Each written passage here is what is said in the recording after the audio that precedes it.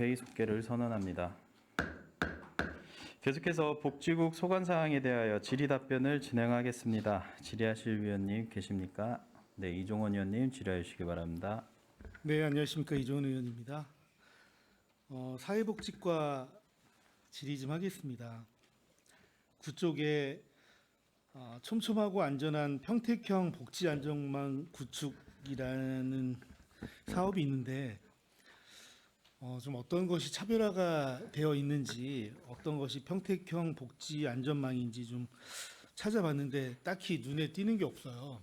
이제 29개 사업 중에서 7개는 이제 희비 사업이고 22개는 전부 매칭 사업인데 7개의 시비 사업도 대부분 다른 지자체에서 시행하고 있는 사업인데 혹시 어떤 차별된 점이 있을까요?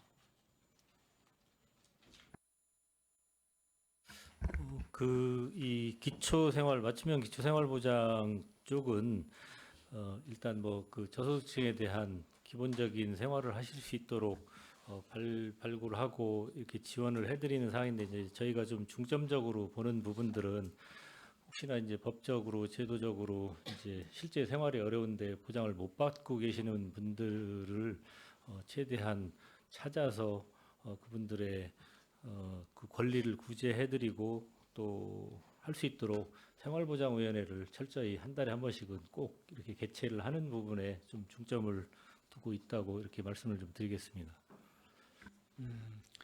생활보장심의위원회 같은 것을 좀 활성화해서 보통 행복이음 시스템에 의해서 이제 그런 전산망을 통해서 이제 취약계층이나 복지가 필요한 분들에 대한 정보를 제공받으시는 것 같고, 또 복지 사각지대 발굴 시스템 이런 걸 통해서도 하고 있는 것 같은데, 우리 시에서는 생활보장심의위원회를 별도로 구성을 해서 거기에서 발굴되지 않은 부분들을 좀 발굴한다, 이렇게 보면 되나요?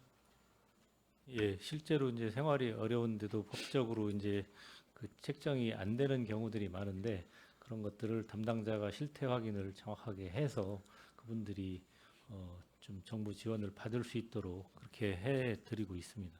네, 복지 분야가 대부분 국도비 매칭 사업이고 신규 사업을 좀 발굴하기가 사실은 굉장히 좀 어려움이 있는 것 같아요. 기존에 있는 사업들을 매칭해서 준비하는 것도 좀 벅찰 것 같기는 한데, 그래도 한번 좀 평택형 복지 안전망이니까 심의위원회 같이 좀 더 우리 시만이 가질 수 있는 부분들을 좀 발굴해내서 정책적으로 좀 발전시켜 나갔으면 좋겠다는 말씀 드리겠습니다. 예, 알겠습니다. 여성 보육과 질의 좀 하겠습니다.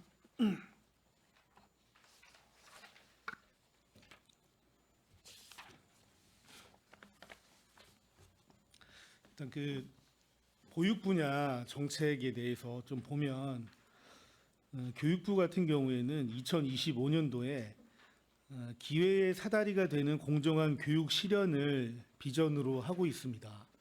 그리고 모두를 위한 맞춤 교육으로 격차를 해소하겠다는 목표를 가지고 있고, 이런 비전과 목표를 가지고 추진 방향을 설정했는데 크게 3가지 정도 되는 것 같아요. 첫 번째가 국가 책임으로 교육과 돌봄을 하겠다. 그로 인해 출발선을 좀 평행하게 가져가겠다.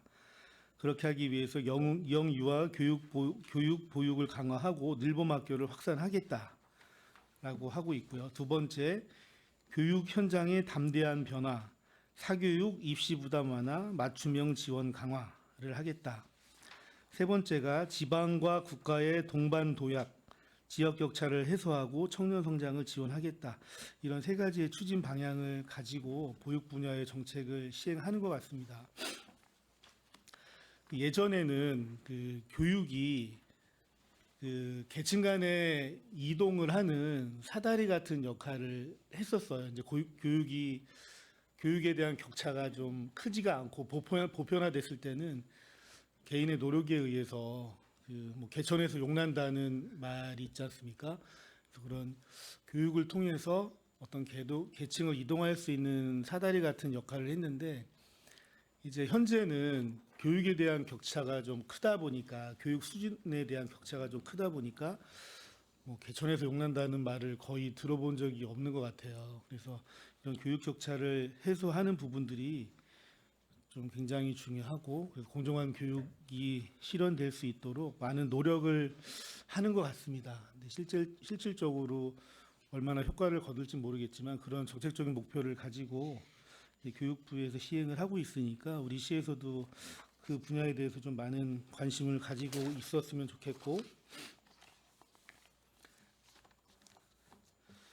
주요 정책 중에서 아까 말씀드린 그 교육과 돌봄에 대한 부분에서는 그 정일구 의원님과 이윤아 의원님께서도 말씀하셨지만 유보 통합을 위해서 이제 제도 개선을 본격적으로 추진하겠다는 의지가 굉장히 높은 것 같아요.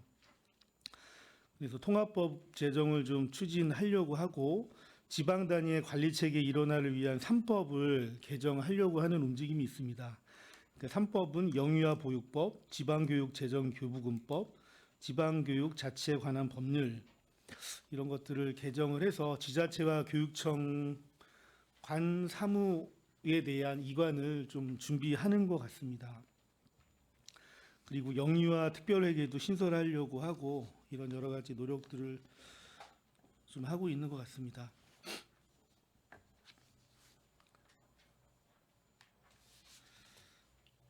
그리고 유보 통합 같은 경우에는 아까 국장님께서도 말씀하셨지만 정책적으로는 2027년 정도 준비한다고 하는데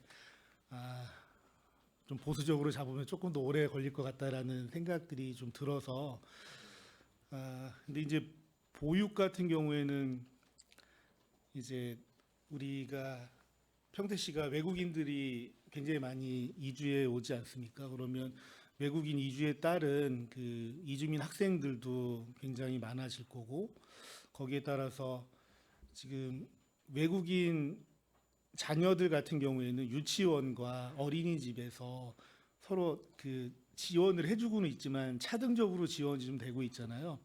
그래서 이런 것도 유보 통합이 빨리 돼야지만 그 균등한 지원을 좀 받을 수 있는데 그런 차등적인 요소가 계속 발생이 되고 있잖아요. 이 부분은 유보 통합이 되기 전까지는 당분간 좀 어려운 거죠. 이 차등 지원을 하고 있는데 그 폭을 좀 좁히려고 해서 그 외국인 자녀 아동 보육료가 작년에는 10만 원 지원이 됐다가 올해는 이제 15만 원으로 상향되긴 할 건데 아직 사회부장 협의가 안 끝나서 그게 이제 확정되는 대로 그 보육료 조금은 더 이제 지원이 된다라는 걸 말씀드리겠습니다. 그래도 한 여전히 20만 원 정도의 격차는 좀 발생이 되는 것 같아요. 그래서 외국인 업무도 계속적으로 증가가 되고 있고 또 보육에 대한 업무도 계속 좀 증가가 되는 것 같습니다. 그 20쪽에 외국인 주민이 5년간 35% 증가했고 현재 그 미군을 제외해서 한 4만 5천 명 정도의 외국인이 있는 거죠. 예. 이에 따른 업무도 좀 계속 증가가 될 것 같은데 글로벌 센터가 그 중심의 어떤 앵커 같은 역할을 해야 될 것 같아요. 글로벌 센터는 언제 준공이 될 예정이죠? 26년 하반기로 계획되어 있는 걸로 알고 있습니다. 네, 차질 없이 진행돼서 아까 그 자료에도 있지만 이원화되지 않고 중복되지 않게 이런 외국인 관련된 정책들이 수행될 수 있었으면 좋겠습니다.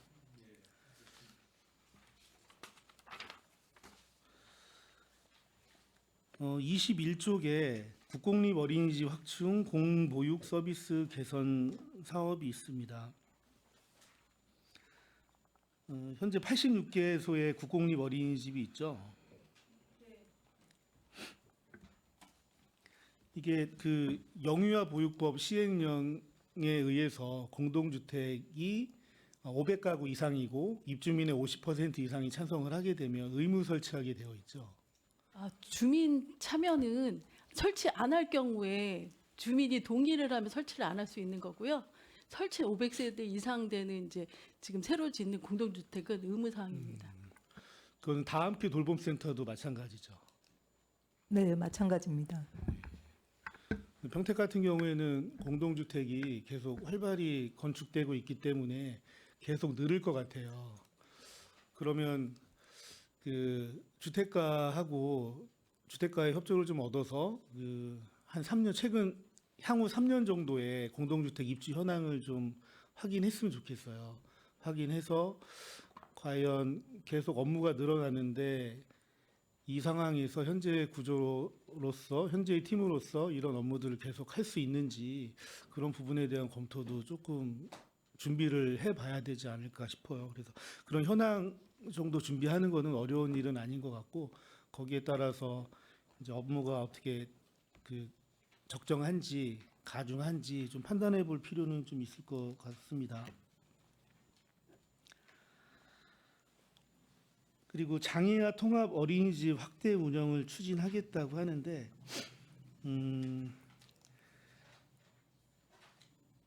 지금 우리 시에 장애아 통합 어린이집이 66개소 73개 반을 운영하고 있는 건가요? 현재 운영은 18개소 25개 반이 실제로 이제 만들어져서 운영되고 있고요. 그다음에 저희가 계속 국공립 어린이집이 신규 개설하면서 지정은 이제 추가로 지정이 48개가 추가 지정이 돼서 합계 66개로 장애 통합 어린이집이 지정돼 있는 상황입니다. 네. 그 장애아 전문 어린이집은 현재 평택시에 있나요? 장애아 전문 어린이집은 현재 없다. 그럼 추가로 개소할 예정은 있나요, 혹시? 이거는 이제 이 어린이집을 신축해야 되는 상황이기 때문에 지금 아까 의원님께서도 말씀하신 그 유보 통합이 이제 계획돼 있고 해서 저희는 현재 장애 아동들이 조금 더 이렇게 좋은 보육을 받을 수 있게 하기 위해서 우선은 이제 장애 통합 어린이집으로 운영을 하고 신규로 개설되는 국공립 어린이집에 대해서는 이제 그 장애 통합반을 만들 수 있도록 계속 권유하고 늘리려고 하는 상황입니다. 네. 알겠습니다. 일단은 장애아 통합 어린이집을 확대 운영하는 게 좀 우선돼야 될 것 같고 그 정원의 문제나 여러 가지 문제가 있으니까 이제 추후 확대 시행해 보고 장애아 전문 어린이집이 필요하다면 설치도 한번 검토해 볼 필요는 있을 것 같습니다.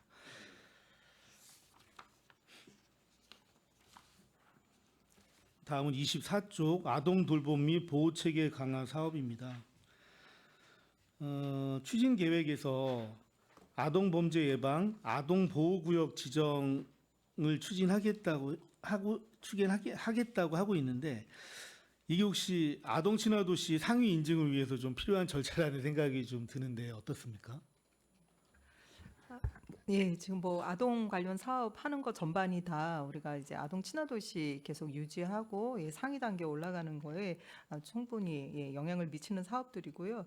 이 사업은 우리 아동복지법에 2023년도에 개정된 내용인데 사실은 다른 시군구에서 지금 이렇게 하지 않고 있는 걸로 알고 있습니다. 그래서 우리 시는 일단 시범적으로 좀 한번 30개소를 좀 지정해서 운영을 함으로 인해 가지고 지금 어린이 보호구역처럼 어린이 그 교통 안전을 위한 그런 어떤 그 구역 지정을 해서 좀 더 우리가 시의 어떤 예산이나 사업에 대한 방향성을 좀 집중하는 거와 마찬가지로 아동 안전을 위한 우리 지역 사회 안에서의 어떤 그런 환경을 좀 조성하자는 그런 취지에서 우선적으로 우리 한번 시범으로 좀 시행을 해보려고 하고 있습니다.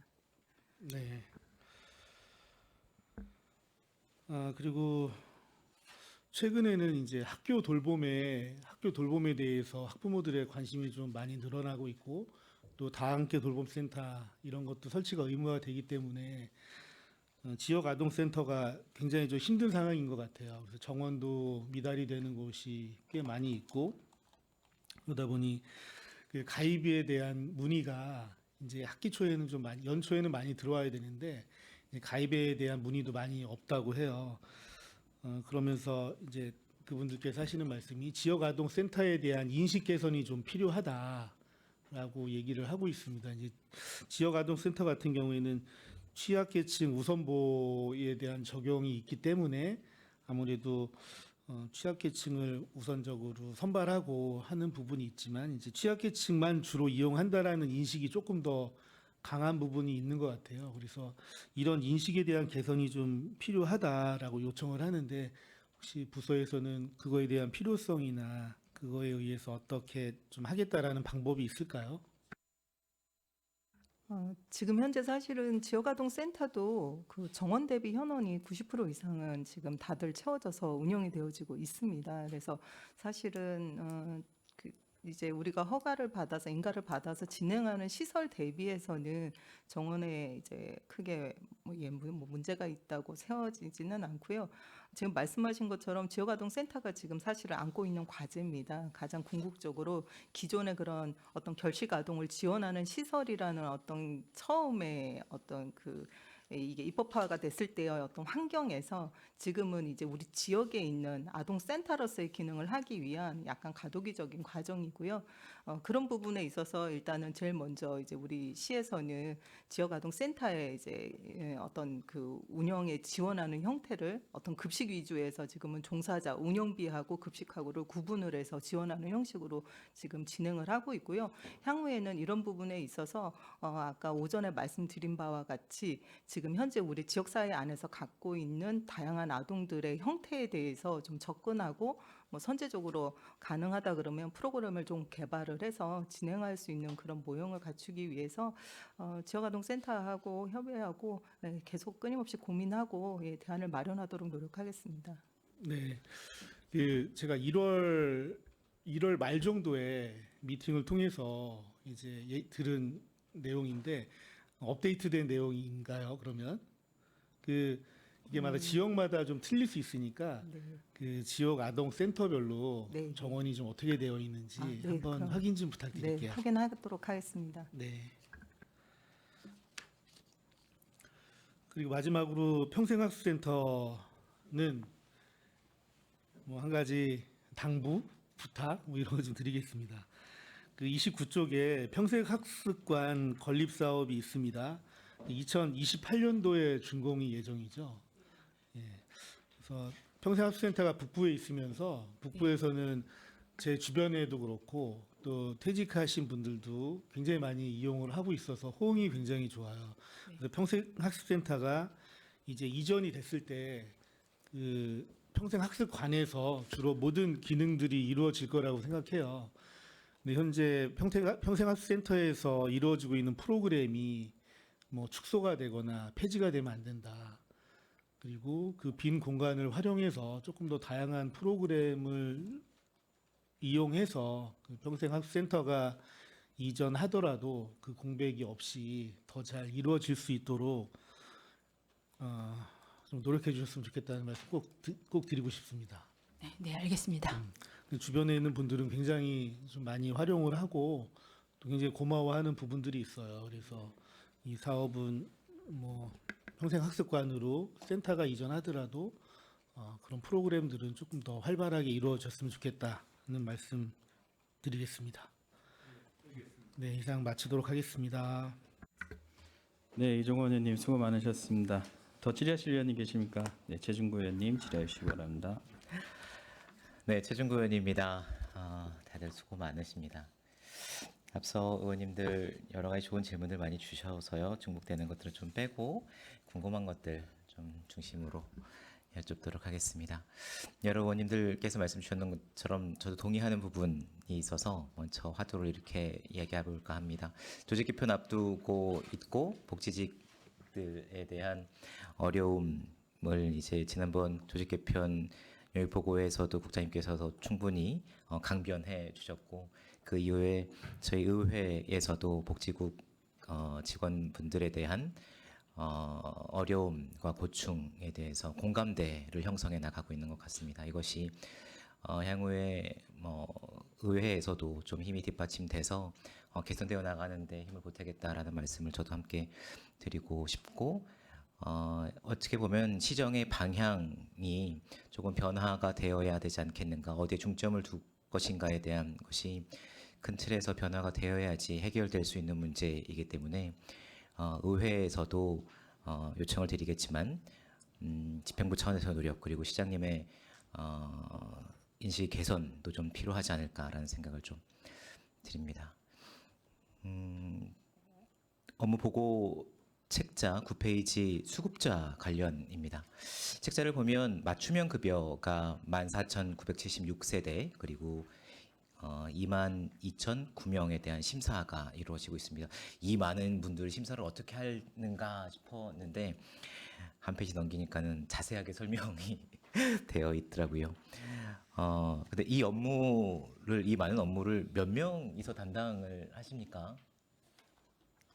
인원의 네. 통합조사 관리팀 9명이 있습니다. 10명이었는데 팀장님 포함해서 지금 1명이 결혼이 돼가지고요. 9명이 하고 있습니다. 9분이 22,000명에 대해 명 있고요. 네, 안출에도 있고 6명인가 7명 있습니다. 예. 그러면 이 22,000명에 대한 것은 본청권 아니고 전체 다입니까? 그러면은 20몇 명이 해주시는다고 보시면 되겠네요.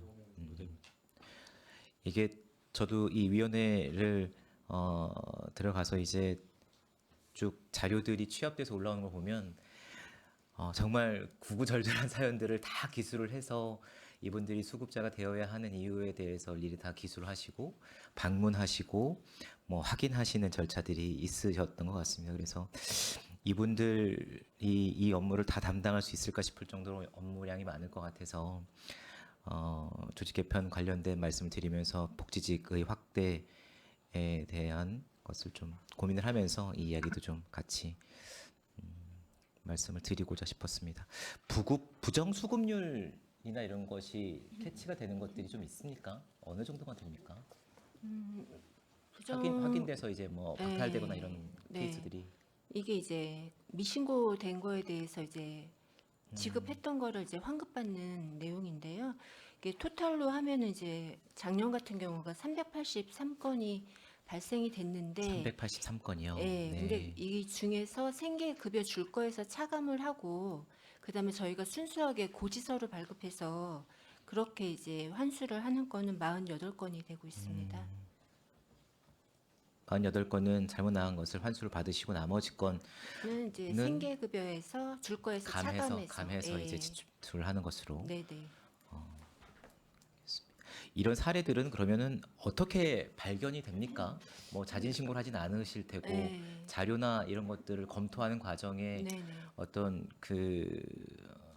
뭐 직원의 이제 확인 조사에서 이제 현장에 나가서 대체적으로 확인하기도 하고 예, 자료에서 뜨는 자료를 저희가 정기적으로 이제 정기조사, 확인조사를 할 때 이제 발견되는 경우가 있고요.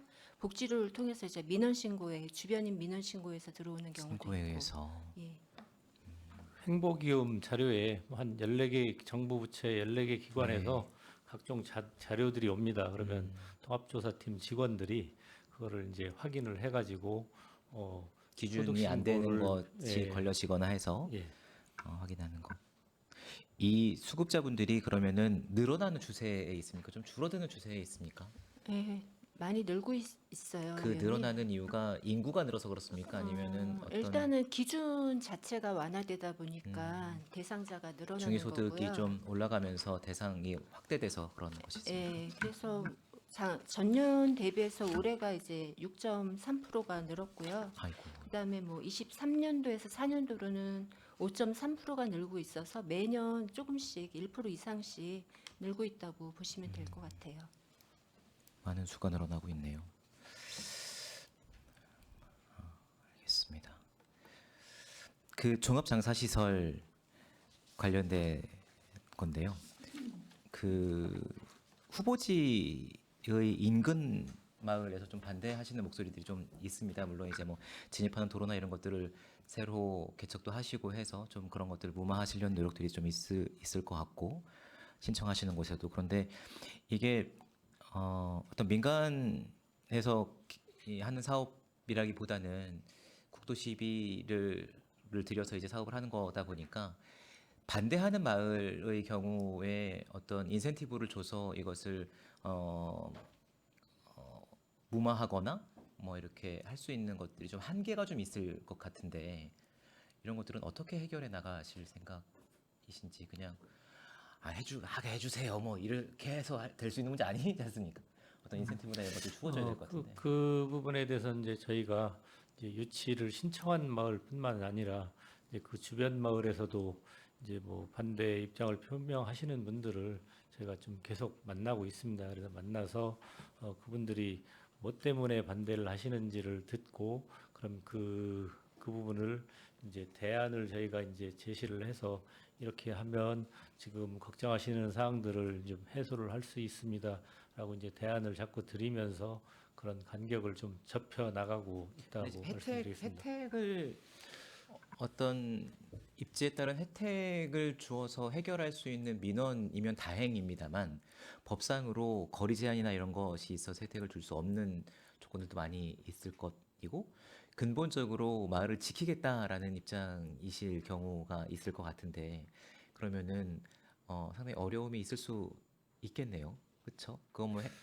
지정된 다음에 풀어나갈 거라고 풀어나가야 될 과제라고 생각을 하고 계시는 거죠. 예, 뭐 지정되기 전에도 이제 그런 노력들은 해 나가고 있고요.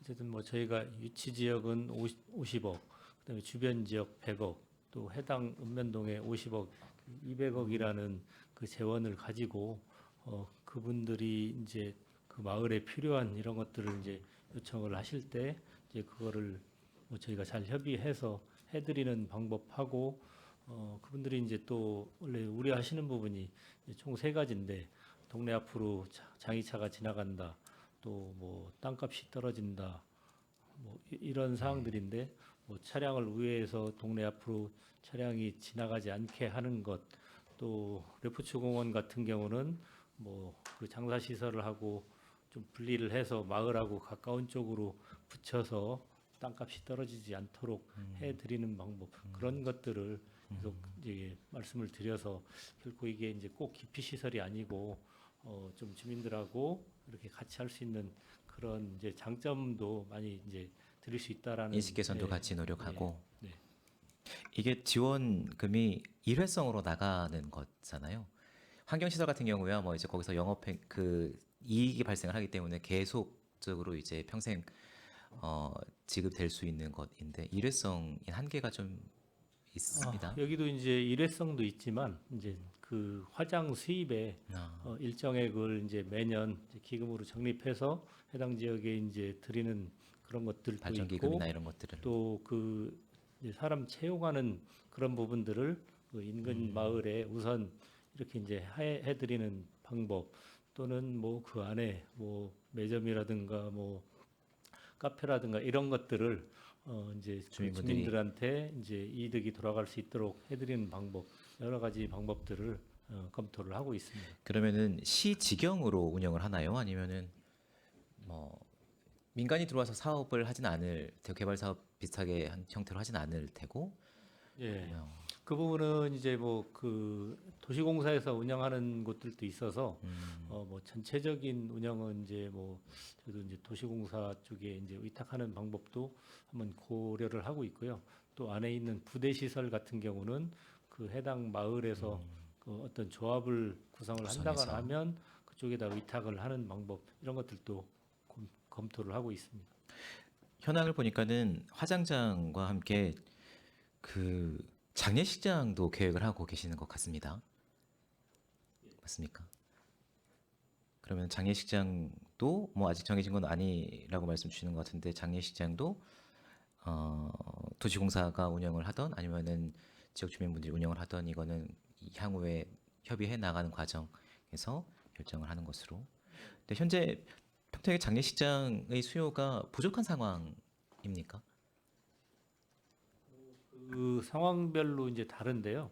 뭐 어떤 경우에는 뭐 몰릴 때는 또 뭐 부족한 상황이었다가 또 이제 그 돌아가시는 게 일정치는 않기 때문에 그래도 이제 많이 그럴 수는 있는데요. 이제 뭐 확신할 수 없으니까 언제 몇 명이 돌아가실지 모르는 문제인데 이게 시에서 그냥 관에서 이제 민간 영역에서 운영을 해야 하는 것들에 대해서 이제 공적인 자금이 들어가서 이제 운영을 하게 되었을 때 시장 교란이나 이런 것들이 발생을 할 수 있어서 화장장이야 이제 민간에 살 수 없는 문제이기 때문에 이제 공적인 곳에서 맡아주는 것이 맞는데 장례식장 같은 경우도 민간에서 진행되고 있고 또 인근에도 있는 곳들이 있지 않습니까? 근데 시가 들어가서 직영 형태로 아니면은 위탁 운영을 했을 때 이게 교란되는 형태가 좀 있을 수 있다.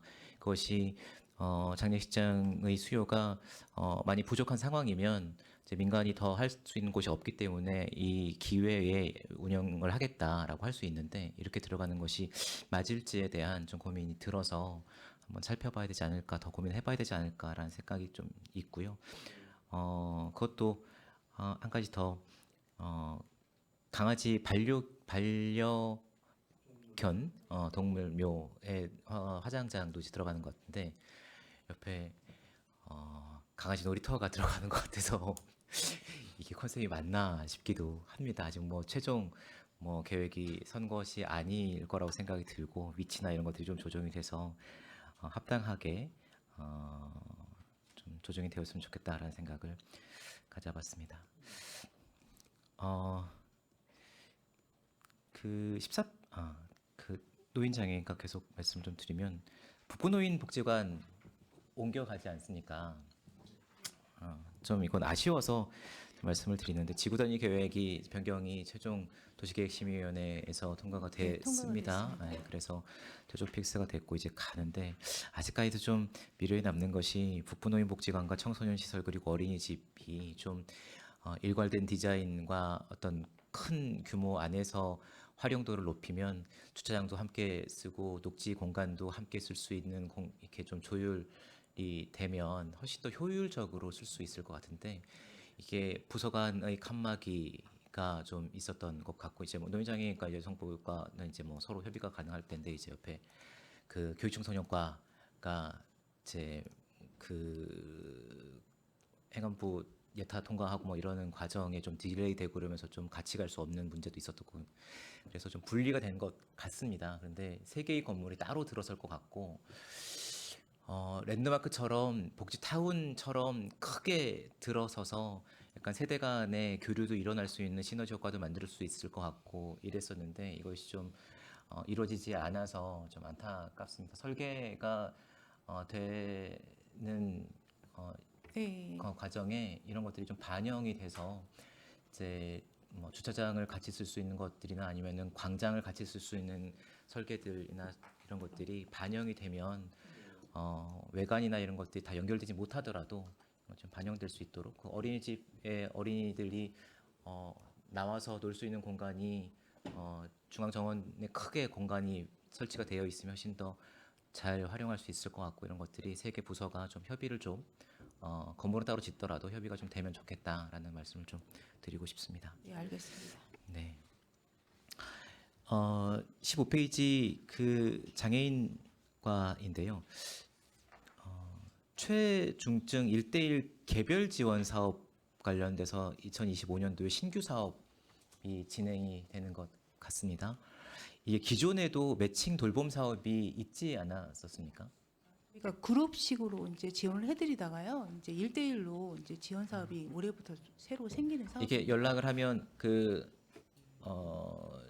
뇌병변이나 중증 장애인 같은 경우에 부모님들이 잠깐 자리를 비워야 되거나 할 때 그 돌봄 교사 분들을 요청을 하면 오셔서 몇 시간씩 봐주시는 프로그램이 국비 지원 사업으로 있지 않았었습니까? 그거는 지금 일몰됐습니까? 시행이 되는 부분은 없고요. 저희가 이제 그래서 체중증 해가지고 발달 지원 사업들이 계속 늘어나면서 그룹식으로 운영을 하고 또 이제 저희가 주간에 해서 1대1로 이제 지원을 해드리는 사업을 지금 1대1로 하고 있는 하면은 겁니다. 연락을 하면 집으로 가서 댁으로 방문해서 케어를 하게 됩니까? 입니다. 제공기관에서 이제 오셔서 이제 저희가 이제 모시러 가서 이제 하게끔 해서 시설에서 이제 보호를 하는 겁니다. 근데 최중증인데 가장 어려운 상황의 장애인 분들이시잖아요. 근데 되게 가서 케어를 하는 게 맞지 않을까 싶어요. 이게 신규 사업이라 시 사업은 아닌가요? 국비 도비 지원 사업인가요? 예, 여기 도비사 매칭 사업이라 매칭 이렇게 사업입니다. 사업 모델이 정해져서 내려온 거죠. 네. 최중증이면 뇌병변이나 이래서 이렇게 거동이 불편하거나 거의 기립이 불편할 정도의 어려운 분들이 많을 텐데 이분들이 실질적으로 필요한 서비스인 것 같은데 이분들을 모셔다가 시설에서 케어를 하겠다라고 하는 것이 약간 이 부분은 예. 폐가 있는 발달 장애인들입니다. 발달 장애인분들 예, 예. 대상으로 그러니까 더 발달 장애인분들보다 더 어려운 상황에 있는 분들의 프로그램이 좀 필요한 것 같아서 국비 사업으로 그 사업이 있어 장애인 거든요. 활동 지원 사업이 네, 있는 활동 거죠. 지원 예, 사업은 계속 그거는 진행이 되고 계속 있으니까 늘어나고 있는 사업이고요. 저희 또 시 자체 사업으로 해서 이제 시간을 최대한 필요하신 분들 같은 경우에는 최중증인 경우에는 저희가 시간을 해서 활동 지원사분들이 가서 보호를 하고 있는 겁니다. 그 프로그램이 운영되는데 그러한 어려움이 좀 있으신 것 같아요. 그러니까는 요청을 드리지 않습니까? 우리 집에 와서 이 아이를 좀 돌봐주세요. 저희가 급하게 어딜 다녀와야 돼요. 이러면서 요청을 하는데 어려운 친구들, 정말 어려운 친구들이 매칭이 잘 안 되는 경우들이 발생을 하고 있는 것. 현장의 목소리가 좀 있더라고요. 그래서 물론 사람이 하는 일이다 보니 어쩔 수 없는 이제 구멍이 좀 생기는 거이긴 한데 그런 것들을 좀 메꿀 수 있는 고민들이 필요할 것 같습니다. 그분들이 어떻게 보면 가장 필요하신데 가장 필요할 때 매칭이 안 돼서 발을 동동 거리시는 분들이 계시더라고요. 그런 것들 좀 보완이 되어갔으면 좋겠다라는 생각을 좀 드렸습니다. 다음 예절교육관 관련돼서 좀 여쭙고 싶은데요. 예절교육관에 그 선생님들이 몇 분이 상주하면서 교육을 해주시죠? 예절교육관에 다들 관심이 별로 없으시다가 예절교육관이 네. 지금 강사분으로 해서 네. 이제 두 분이 원장님이 계실 테고 예, 예, 관장님이 계실 테고 관장님하고 그다음에 이제 또 다른 선생님하고 해서 두 분이 계시고요. 그다음에 이제 출강 강사가 또 두 분이 있어서 아니, 그러니까 세 분이 활동 중이신데 그 외부로 어린이집이나 유치원 초, 중, 고등학교 이제 신청이 들어오면은 순회하시면서 나가서. 예, 다도 교육을 하고 있습니다. 예절교육관이 언제 옮겨지죠? 팽성으로 계획상 지금 27년? 계획상으로는 26년 상반기가 준공 예정인데 아마 6년 상반기요? 네, 삽도 안 떴잖아요. 아니 올해 시작이니까 그러니까요. 예. 이제 상반기에 시작하면 1년, 1년 1년 안에 정도인데 짓는다. 하반기나 아니면 27년 상반기가 되지 않을까. 그러면은 요거 옮겨가면 지금 있는 예절교육관 예전 시장 관사지 않습니까? 이건 어떻게 활용합니까? 계획이 좀 섭니까? 어떻게 활용할 건지? 현재는 계획이 없고요. 네. 저희가 이제 어린이집 같은 경우는 이제 이전을 하게 되면 그거를 이제 각 부서별로 소요 파악을 해서 이게 소요 파악된 게 이제 활용 계획이 없다 그러면 회계과로 이관시키고 있습니다. 지금 예절교육관도 아직은 계획이 없는 상황인 거죠. 그러면은 예절교육관 재산이 아니겠군요. 회계과에서 가지고 있었고 옮겨가면 활용도는 회계과에서 어떻게 활용할 건지 계획을 세우는 공용재산이니까 그렇죠? 네. 알겠습니다. 그 성매매 피해 여성 보호 자활 사업 있지 않습니까?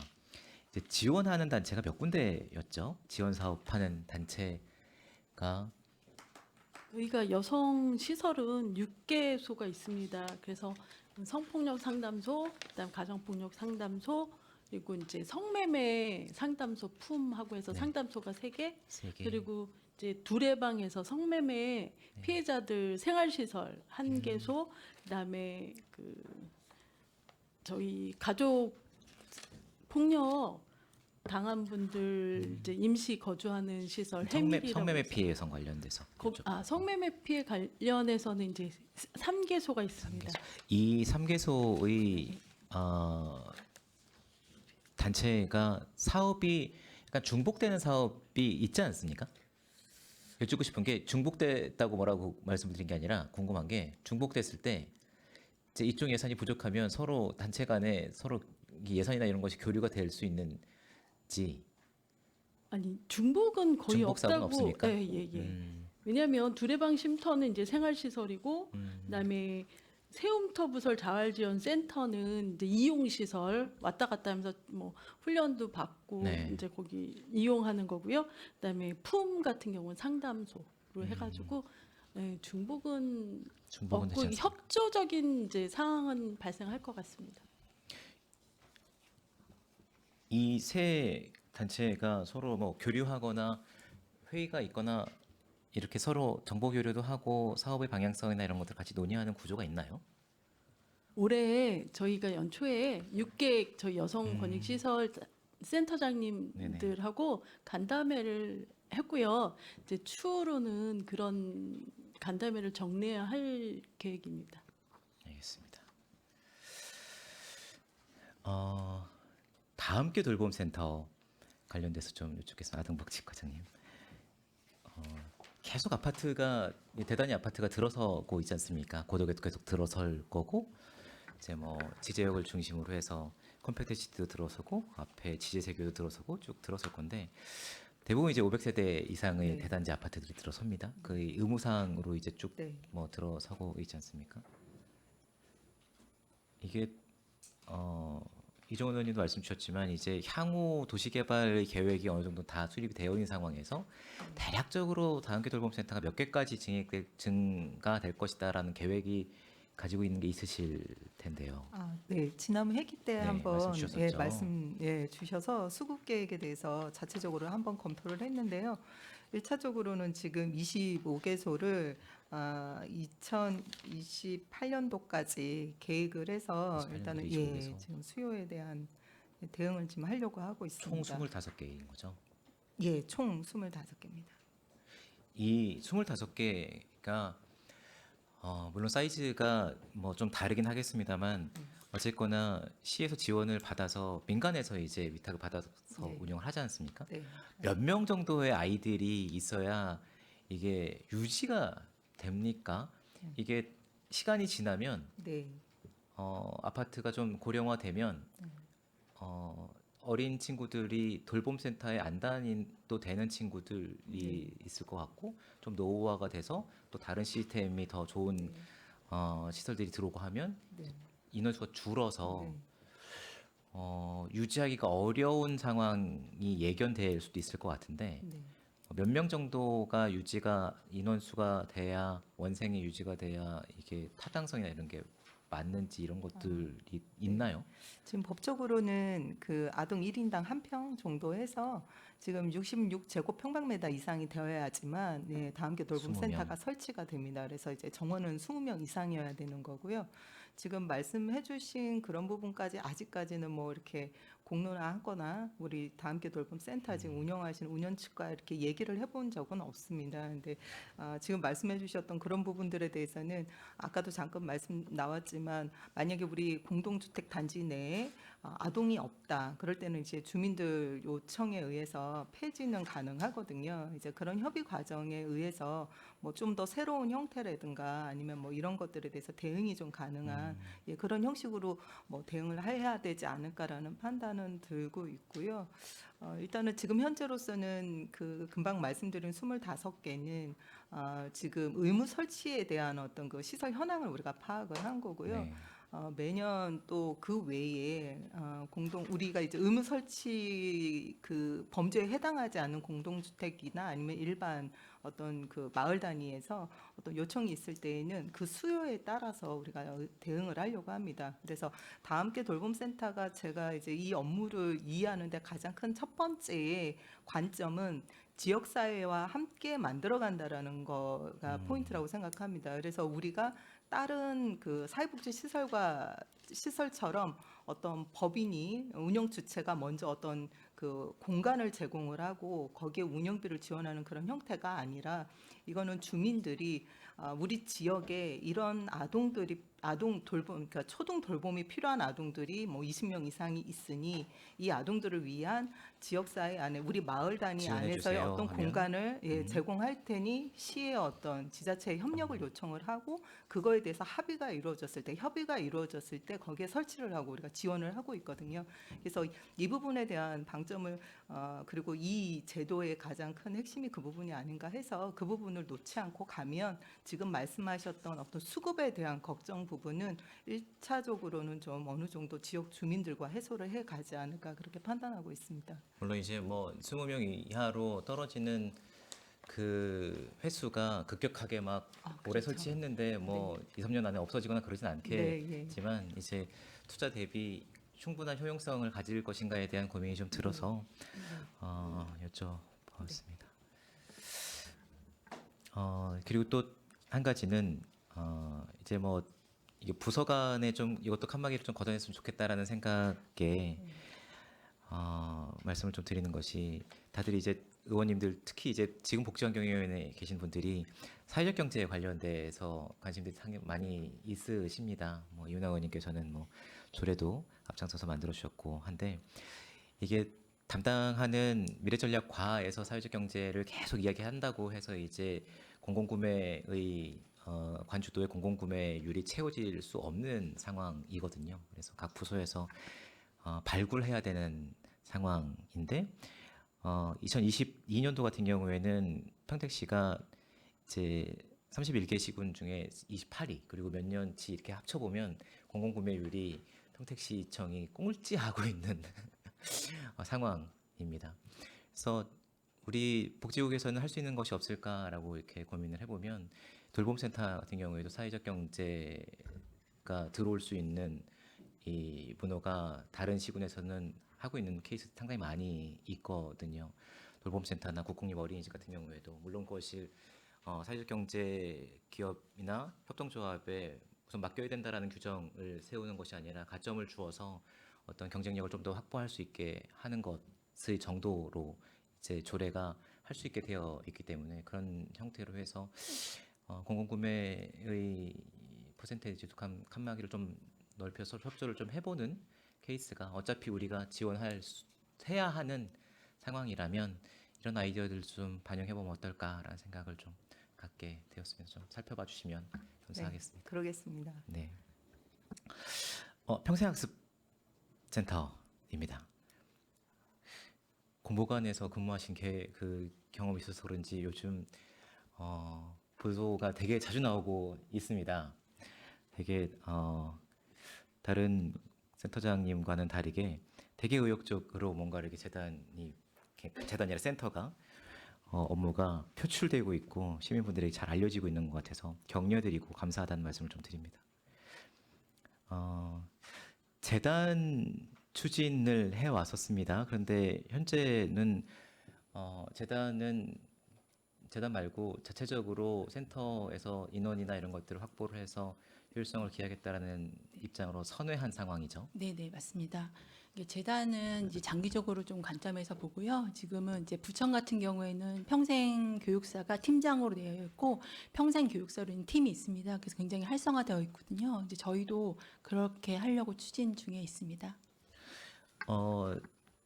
재단은 이제 뭐 시장의 공약 사항인데 그렇다고 치고, 그러면 이 재단을 중심으로 해서 여러 가지 재단과 시너지를 가질 수 있는 여러 가지 단체들이 학습관이 건립이 되면 다 모이겠다라는 계획이었고, 이 계획으로 투자 심사를 받았고 통과가 됐고 지금 그림이 질랑말랑하고 있는 상황이지 않습니까? 부지 확보를 위한 노력을 하고 있고, 그런데 재단의 중심적인 재단 설립에 이게 좀 방향이 바뀌었다면, 이걸 중심으로 해서 재단 센터가 지어지면 다 모이기로 했었던 이 그림도 변화가 있을 것 같은데,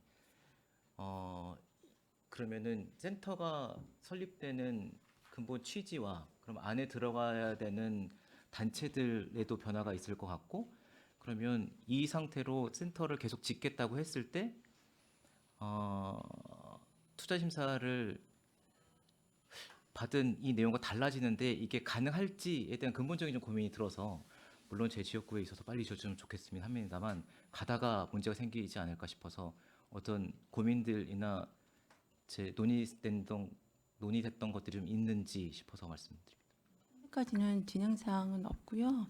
의원님 말씀 저희도 정말 정확하게 지적을 해주셨고요. 저희도 계속 고민하고 있는 부분인데, 이제 건축기행 용역 재개되면 그 부분은 해당 부서하고 녹색건축 사업과 네. 용역 재개하면 그 부분을 계속 고민해서 하도록 하겠습니다. 이게 잘못하면 이게 재단 깃발 아래 유관 단체들 다 모입시다라고 했었던 이 그림이 없어진 상황이면 센터 건물 지어놓고 단체들 들어와서 사무실 쓰게 하는 형태밖에 안 될 수 있습니다. 그래서 이걸 계획을 좀 다시 잘 고민해 주십사. 이거는 센터장님이 혼자 고민할 수 있는 문제는 아닌 것 같고 건물뿐만 아니라 이 유관 부서 공간 배치 그리고 본청 옮겨가는 것과 연동해서 유관 단체들 어떻게 배치할 것인가에 대한 큰 그림 안에서 좀 배치가 돼야 될 것 같습니다, 부장님. 네. 로비에서 하는 음악회는 예산이 없어진 상황입니까? 현재 없습니다. 그 국장님 그 메세나 프로그램들 있습니다. 예, 거기서 연계해서 저 음악회 저도 가봤는데 되게 의미 있는 공간이고 음악회인 것 같습니다. 그래서 메세나 협회 저도 노력을 좀 할 테니까 로비 공연이 계속될 수 있도록 좀 국장님께서 신경 써주시면 감사하겠습니다. 마지막으로 도서관인데요. 도서관이 이 신규 사업으로 적어주신 게 정책 마켓이라고 적어주셨습니다. 이게 어떤 사업입니까?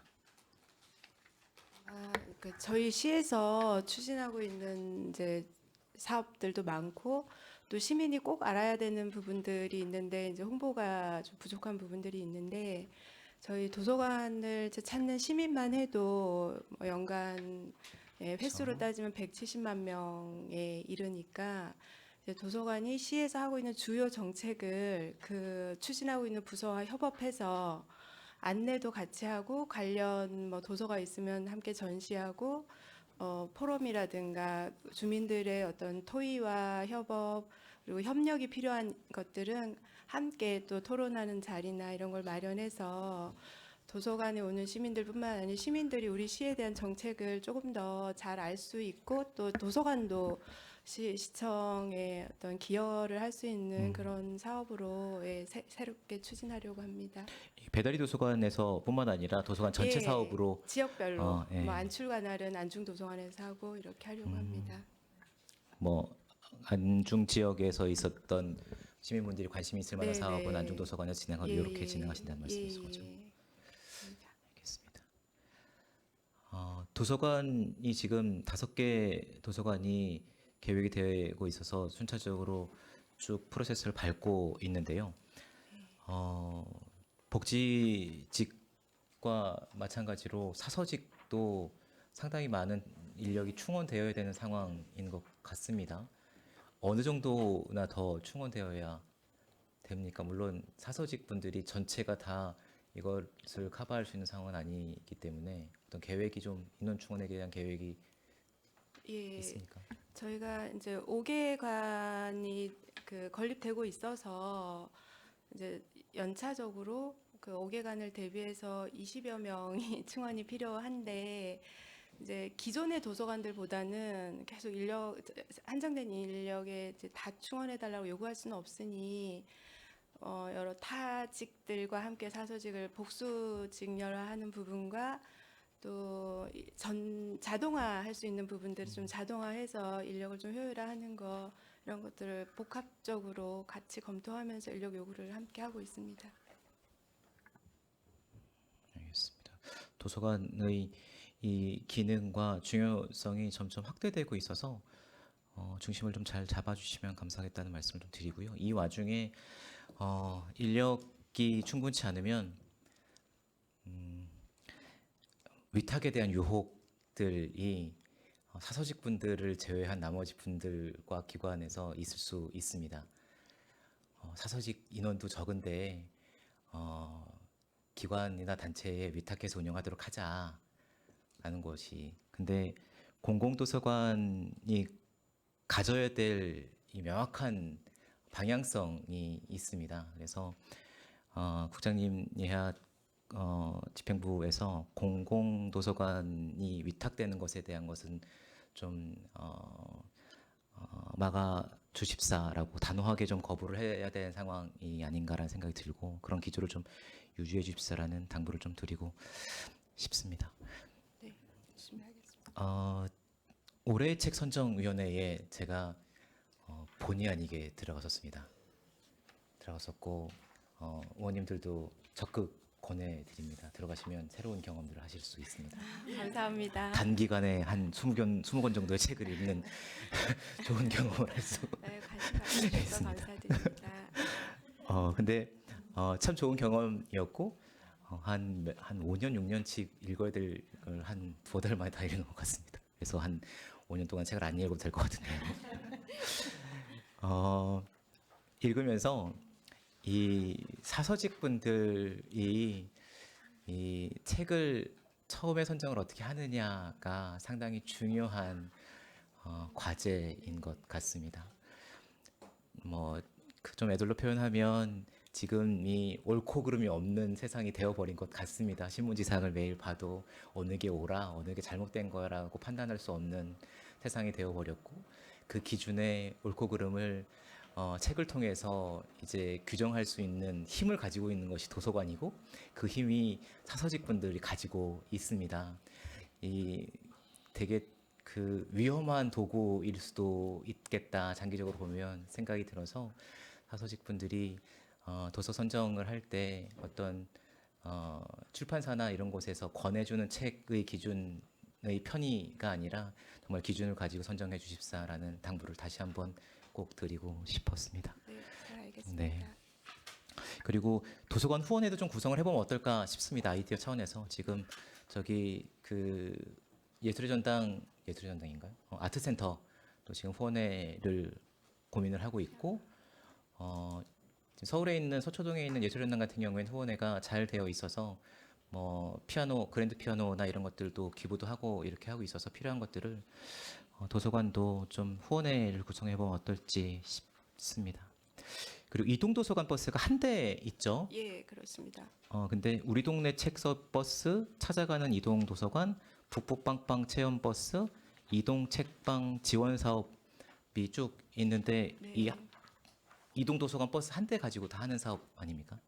이제 요일을 정해서 이제 그러니까 우리 동네 책버스가 가는 날이 있고 우리 동네 책버스가 안 가는 날 이제 북북빵빵 프로그램을 해서 어린이집이나 또 이제 어린이들을 대상으로 문화 프로그램을 하는 그런 사업을 하는 겁니다. 이동도서관 버스가 한 대면은 이 네. 소요가 다 가능합니까? 뭐 지금 도서관이 많이 지어지고 있어서 예, 이제 도서관 원거리를 이제 가기 위해서 처음 이제 만들어졌던 버스인데 도서관이 많이 생기면서 그 원거리 대출 서비스가 좀 줄어들면서 그 틈새로 그 북북빵빵이라든가 어린이 버스의 프로그램을 추진하는 사업이라 한 대로 가능합니다. 그리고 장당도서관과 지산 초록도서관을 안중도서관에서 관장을 해주세요. 네, 서부 북부를 운영하고 있습니다. 서부와 북부를 안중에서 담당을 하고 남부를 배다리에서 하다 보니 네, 이렇게 지리적으로는 상당히 많이 떨어져 있을 것 같은데 이렇게 관할이 됐구나 싶었고요. 한 가지 좀 당부드리고 싶은 것이 작은 도서관의 사서분들이 계시지 않습니까? 네, 혼자 계시는 시간도 많이 있을 것 같은데 좀 외진 곳에 있는 것 같은 경우는 안전 문제가 좀 있을 수 있을 것 같습니다. 이제 사서분들이 여성분들이 많이 계시고 근데 혼자 계실 때 개방되어 있는 곳이고 뭐 아동들이나 시민분들이 들어와서 책을 읽고 계시면 상관이 없는데 비어 있는 시간들이 많고 혼자 사서분들이 계신 것이 많아서 안전 문제나 이런 것들이 배를 누르면 뭐 캡슐가 출동하거나 이런 것들이 다 시스템이 되어 있는지 좀 네, 궁금했습니다. 비상벨 다 되어 있습니다. 설치되어 그러면은 있습니다. 민간 그 캡슐나 이런 데서 와서 네, 네. 네. 안전 문제 때문에 좀 고민이 있었고요. 국장님, 저는 마지막으로 복지재단 관련돼서 한 가지 좀 여쭙고 싶습니다. 다른 재단들은 다 대표이사 체제로 이제 전환이 됐지 않습니까? 근데 이제 유독 복지재단만 사무처장 체제로 되어 있는 이유가 따로 있습니까? 예, 그 부분은 이제 작년에 이제 조례가 개정되면서 이제 그 시행 시기를 올해 이제 7월 1일자로 7월 하는 1일. 거로 이제 그렇게 조례가 이제 개정이 됐었습니다. 이제 7월 1일자로 일단 그 현재 하시던 분이 이제 임기가 올해 12월 말까지인데 네. 뭐 6개월밖에 이제 남지 않기 때문에 어쨌든 그 명칭 변경해서 뭐 6개월을 하시고 이제 알겠습니다. 새롭게 이제 또 이제 그 채용을 이제 뭐 한 9월이나 10월쯤에 새로운 분에 대한 채용 작업도 병행을 할 계획입니다. 또 한 가지 궁금했던 것이 복지재단에서 여러 가지 센터들과 기관을 위탁받아서 운영하고 있지 않습니까? 근데 지금 이 복지재단의 사무처장님이 이 센터들의 센터 선임 임명권이나 예산 편성에 이 권한이 있습니까? 없습니까? 그 센터장들에 대한 인사권은 예, 재단에서 가지고 있고요.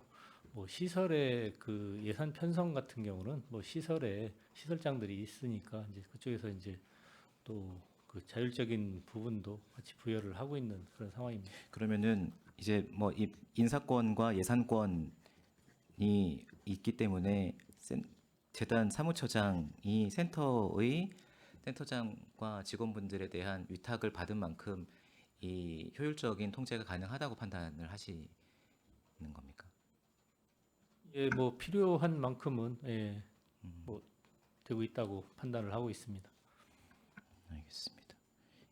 이게 뭐 직접적으로 그 재단과 상의를 해본 적은 없는데, 그러니까 그 센터들이 약간은 각자의 사업이 상당히 이제 그 독자성이 좋게 표현해서 독자성들이 이제 많이 있는 것 같아서 잘 협의가 되는지 싶어서 좀 여쭤봤습니다. 알겠습니다. 여러 가지 질문도 좀 길게 드렸는데요. 말씀드린 거 잘 살펴봐 주시면 감사하겠습니다. 질의 마치겠습니다. 네, 최진구 의원님 수고 많으셨습니다. 더 질의하실 의원님 계십니까? 네, 이윤하 의원님 질의해 주시기 네, 바랍니다. 이윤하 의원입니다. 궁금한 게 있어서 간단하게 하나 여쭤보겠습니다. 계속 문제 제기를 좀 했었는데요. 그 어버이날 행사를 그 지금 노인회에서 지금 주간 개최를 하지 않습니까? 금년에는 계획이 어떻습니까? 금년에도 예산은 이제 그쪽으로 대한노인지회로 돼 이제 있죠. 예산은 성립이 돼 있고요. 그래서 저희가 지금부터 이제 협의 중입니다. 지혜랑 해서 좀 차별화는 있어야 될 것 같아서 노인지혜 날이랑 이제 노인의 날이랑 그리고 어버이날 행사가 이제 너무 중복하고 또 또 거의 차이가 똑같은 없다는 프로그램을 하기 때문에. 부분이라서 저희가 좀 어버이날은 어버이날 행사에 맞는 그리고 이제 다른 지역에서 하고 있는 부분들도 좀 그치만큼 하고 그러니까 이제 해서 그게 이제 조금 바꾸려고 합니다. 노인회에서 주간 개최하는 부분에 대해서 문제 제기를 하는 것이 아니라 그분들도 어버이시고 저희 두 번째 세대 저희도 어버이고 제가 난 자식이 아이를 낳으면 그 아이도 어버이예요. 그러니까 주간 개최하는 그 연령층이 너무 제 위쪽으로 너무 가 있다는 이야기죠. 그렇기 때문에 그런 눈높이 자체를 밑으로 더 쭉 낮춰서 그 세대에서 어느 정도 그 눈높이를 그쪽에서 맞춰서 이분들을 더 예우를 해주는 게 낫지. 이분들이 그걸 주간 개최하는 부분에 대해서는 예산도 많지 않잖아요. 이제 그런 문제 제기를 하는 거지. 그분 노인회에 그런 주간 개최를 하는 부분에 대해서 거기에 대해서 부정하는 것은 절대로 아니다라는 말씀을 다시 한번 드리기 위해서 제가 말씀을 드렸습니다. 그거 잘 연구하시기 바랍니다. 네. 네, 이윤하 의원님 수고 많으셨습니다. 질의를 마무리하기 앞서서 본 위원장도 좀 몇 가지만 말씀을 드리겠습니다. 일단 국가보훈 대상자 이 예우 및 지원 강화 부분에서 그 보훈 행사 및 선연 추모 사업 지금 우리 시에서 하고 있는 게 좀 몇 개 정도가 되고 있죠? 24개 사업에 이제 11억 9,500만 원 이렇게 되어 있잖아요. 네, 단체별로 네. 다 행사가 또 각각 특성 있게 하고 진행하고 있습니다. 그러면 이게 24개 사업이 확정적이 아니라는 말씀이신 건가요? 아니요, 확정돼 있는 사업입니다. 사업계획서 그래요? 받아서 저희가 예산을 배정한 사업입니다. 이 추모 사업 행사 보훈 행사 및 선연 추모 사업 하실 때 그 의전 순서가 따로 마련이 되어 있나요? 네, 행사마다 기본적인 의전은 있고요. 그 보훈단체에서 진행하는 그 주관하는 단체에 따라서 또 의전이 틀린데 저희가 사전에 미리 협의를 좀 진행하는 사항입니다. 매번마다 그렇게 하시는 거예요? 네, 저희가 근데 이번에 1월 1일 행사 때문에 그 말씀이 나오셨었는데요.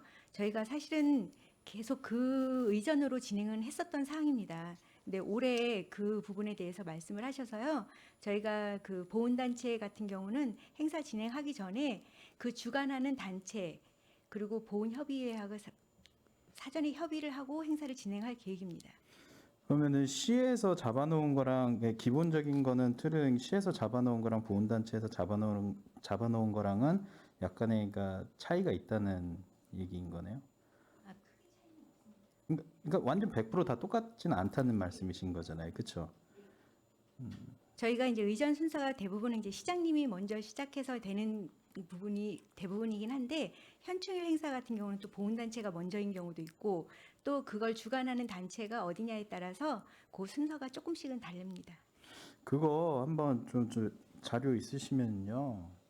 어떻게 진행을 하시는지 그러니까 시에서 하는 거랑 보훈단체에서 그 하는 거랑 해서 저한테 좀 자료 좀 네, 보내주시겠어요? 보훈 관련한 걸 제가 지금 자료를 좀 준비하고 있거든요. 네네. 그거랑 의전이랑 전반적인 걸 한번 제가 의원님들께 설명을 드리려고 준비는 하고 있어요. 네. 그럼 뭐 아까 말씀하신 거는 뭐 이윤아님께서도 말씀하셨지만 그 수당 같은 관련돼서도 지금 하고 계신다고 네. 저번에 말씀하신 것도 있었고 그러니까 전체적으로 다 저기 취합하시면은 그때 그러면은 네, 그러니까 총괄적으로 해서요. 보훈단체에 대한 수당 또 그 일자리 사업 그 지금 말씀하신 의전 전반적인 걸 정리를 하고 예, 있습니다. 예, 예. 네, 제가 정리되는 대로 의원님들께 설명드리도록 하겠습니다. 알겠습니다.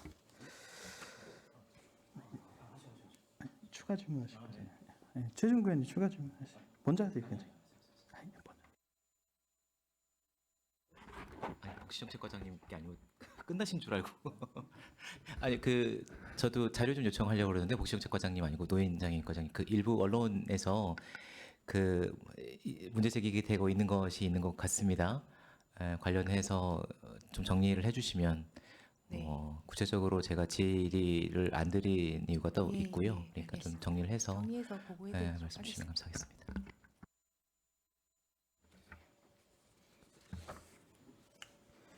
그 식대 그 아까 다시 계속 이어서 복지정책과장님한테 말씀드리자면 식대 같은 부분에 있어서는 이미 행안부에서 지금 기존에 8,000원에서 이제 9,000원으로 오른 거잖아요. 아, 네. 저희 네. 사실 급양비 단가 기준으로 해서 저희가 9,000원으로 진행을 하지만 보훈단체는 사실 그 금액 갖고는 어려워서 예, 그거보다는 초과해서 진행을 하고 있습니다. 그래요. 네, 알겠습니다. 노인장애인과로 넘어가서요. 저희가 어제 체육진흥과에서도 잠깐 얘기는 했었지만 그 지금 반다비 체육시설 관련돼서 하는 부분에 있어서 그 상호 그 부서 간에 지금 좀 소통이 잘 안 되고 있는 것 같아요.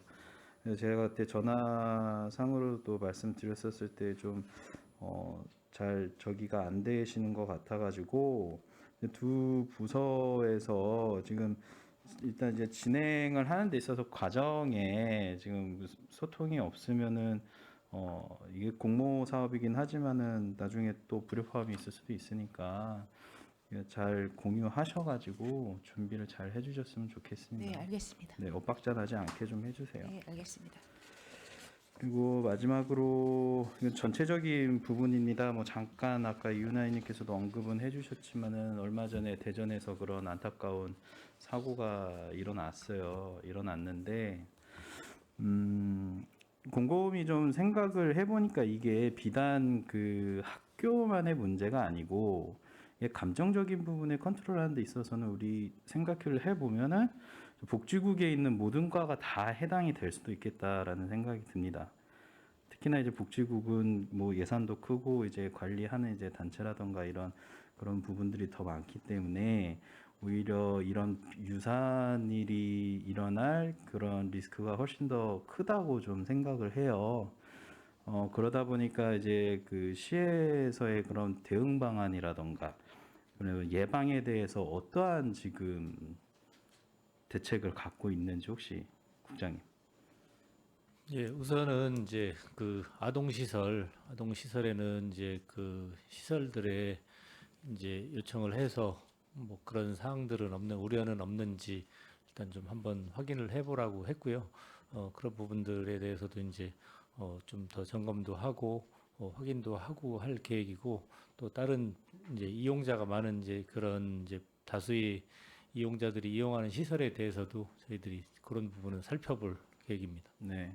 그 인원도 워낙 많다 보니까 사실 좀 버거울 수도 있기는 하는데요. 근데 아무래도 좀 요즘 그 살기가 좀 뭐 퍽퍽해지고 많이 그러니까 감정도 메말라진다 그러니까 정이 많이 없어졌다 뭐 그런 얘기들도 많이 나오는 그런 시대에서 이러한 그런 안 좋은 소식들이 계속 들리게 되다 보니까 한편으로는 우리 시에서도 과연 이런 부분에 대해서 그리고 대응을 잘 준비를 하고 계신지에 대해서 제가 좀 궁금하기도 했었고요. 그리고 뒤에 계시는 우리 과장님들께서도 그런 부분에 있어서는 철저하게 관리 감독해 주셔가지고 예방할 수 있도록 최선을 다해 주시기를 다시 한번 당부드리겠습니다.